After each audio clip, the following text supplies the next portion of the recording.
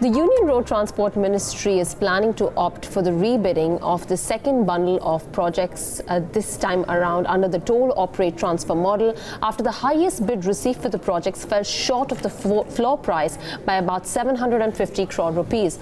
Joining us now to discuss the reason behind the low bids and the government's road construction targets this year is Vinayak Chatterjee. He's the chairman and co-founder of Feedback Infra.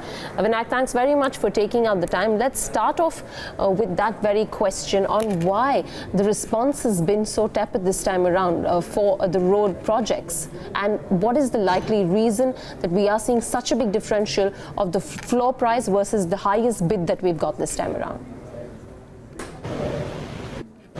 It's not an easy question to answer, but I think the first round of the TOT bids was in some senses an extremely positive surprise for NHAI and the Ministry of Road Transport, because in TOT 1 against a floor price of what I broadly remember was in the order of around 6,500 crores, they got the winning bid at 9,500.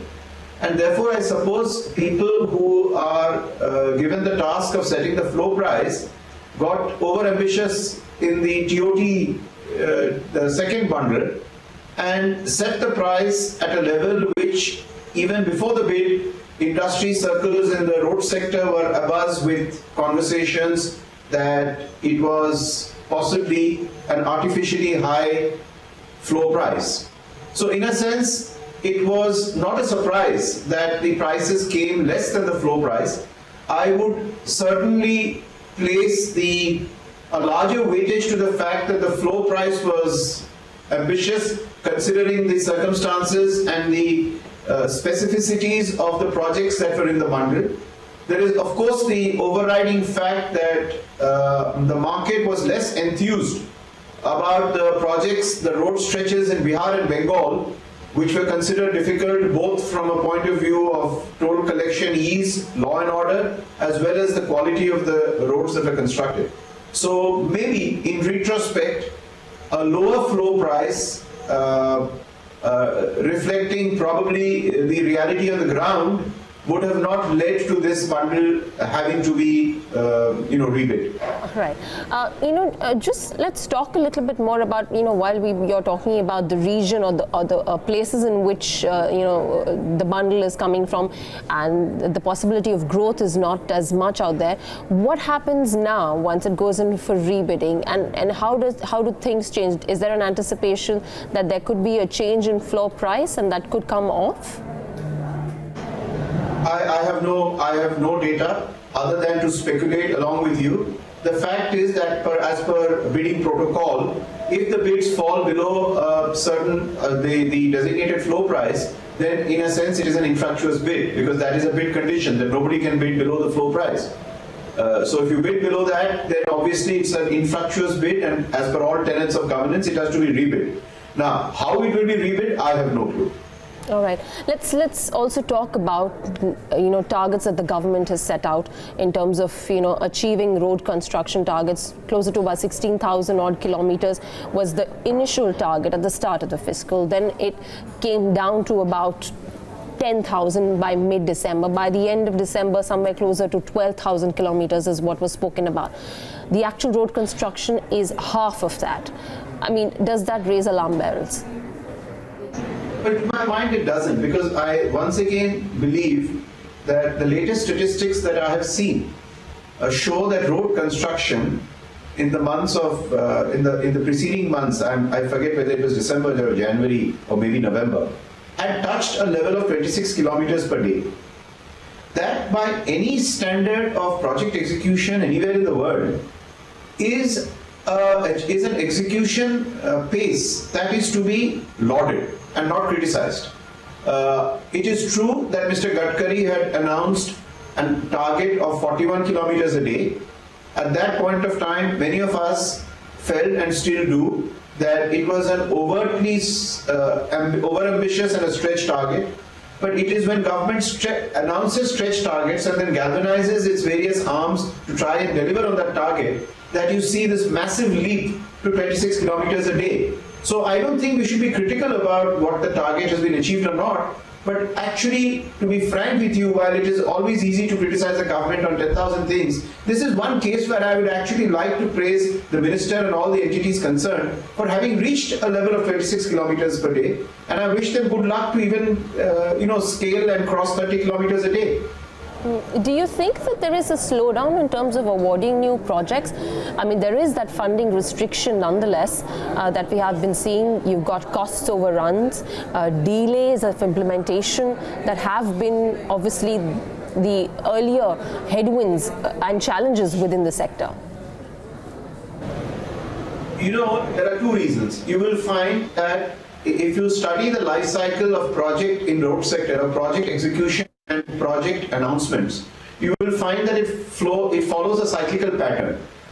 You have 2-3 quarters of very major assignments because a bundle of road projects get cleared for execution, which means to start construction, and that means that in the period prior, a lot of work has been done on the ground in terms of creating hurdles of utilities removal, land acquisition, permissions of forest and environment, giving out the tenders, etc., etc., etc. So currently, we are in a phase, I am personally aware, where there is huge pressure on project execution for the projects that were announced in the last period. At the same time, I am also aware that the government is working very actively on a set of greenfield expressways. Delhi, Vadodara, Delhi, Amritsar, Katra, Nagpur, Bangalore, Nagpur, Hyderabad, Bangalore, etc., etc.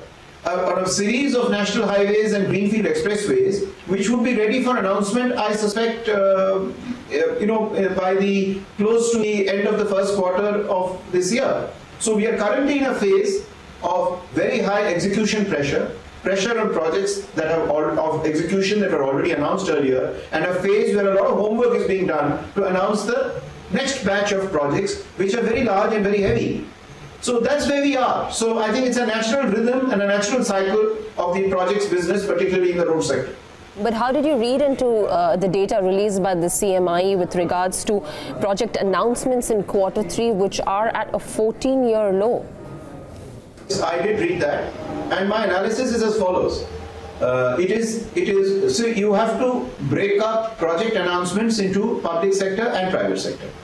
In the private sector, the infrastructure project announcements are normally always by the public sector or the governmental sector. And there my theory fits in that a large number of projects had been awarded and are now in execution. So the public sector is really not announcing any great new projects in the here and now. I expect after the elections that wave will come back. So far as private sector is concerned, the trigger is always capacity utilization. We are always watching capacity utilization to see that once capacity utilization on a sustained basis hits 80-85%, then the boards and managements of private sector companies decide on setting up new capacity. Now, it is true that in many sectors of the economy, particularly in capital goods and certain other sectors, the capacity utilization is still not reached levels where fresh investment decisions are being taken. Although there are sectors where demand growth has now reached very, very attractive levels. I speak about cement industry, I speak about construction equipment industry, I speak about construction materials. In these cases, the boards and managements of these companies have almost decided to get into an expansion mode. But net, the fact that in Q3, CMI has said that project announcements have been as low as 2004 would be a matter of concern, but you have to see it from the lens of large infra public sector announcements and a clutch of many smaller private sector manufacturing capacities based on capacity utilization. So that's my take. All right, while we've spoken about, the awarding of new projects, the delays, the timelines that we are seeing, and then the sheer quantum of the target that has been achieved, is a key reason also financial closure for these projects and the difficulty of that in an environment like this today? See, if we look back at the last 4 years or so, there have been pressures on financial closure on certain set of industries. For example, when hybrid annuity was announced in the early part of the current government NDA, there was a huge consternation amongst banks and lenders that we find it very difficult to achieve. We find it very difficult to lend to these projects because of these conditions. Then Mr. Gadkari and his people stepped in and they ironed out a lot of open issues with the banks, and the bulk of the hybrid annuities reached financial closure. Today we are seeing a similar trend in wind power, where a clutch of projects bid out by the Solar Energy Corporation of India, SECI, are awaiting financial closure in projects as far back as February 2018. So over time, as bunches of projects get announced, for various reasons, financial closure takes time. Right now, in the road sector, there aren't so many BOT projects which are awaiting financial closure because the bulk of them are either under hybrid annuity, which have got closed, or they're under EPC, which doesn't require financial closure. But certainly we are seeing a stress point on wind power projects. So it's a mixed bag. One last question, Vinayak, before we let you go and we close out this discussion, is the angle of the pace of land acquisition for the NHAI. Now they've targeted about 10,000 hectare mark for FY 2019.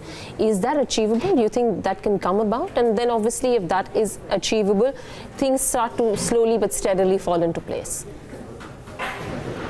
See, the dynamics of NHAI has changed quite a bit. A large portion of the roadworks in earlier years was expansion of existing alignments that did not require so much rigor on land acquisition. Two things happen simultaneously. We now have a higher proportion of greenfield alignments, expressways or non-expressways. Now, greenfield alignments by definition are far more land acquisition intensive than expanding or widening existing alignments. That's point number one. Point number two is that land acquisition is anyway a very, very tedious and granular process where small pockets of land with the state of land records as they are in the country have to be sorted out, public hearings have to be held, competent authorities have to give their sanctions, and then the process moves on. It's a very granular, very tedious process. And finally, the cost of land acquisition has gone up by almost 4 to 5 times because of the government and everybody else following the compensation norms of the land acquisition policy. When you put all of this together, you can see that the challenges for land acquisition are very clearly what you pointed to, that the challenges have increased significantly. And with these challenges, both of the price of land acquisition, the granularity, and the higher proportion of greenfield expressways, land acquisition is clearly a very, very challenging scenario. Now, how much NHAI or the ministry will be able to do or not do is very difficult for me to speculate. But to just say that yes, from all indications for companies like us that are in the road sector, I certainly know that they're attacking the subject very vigorously.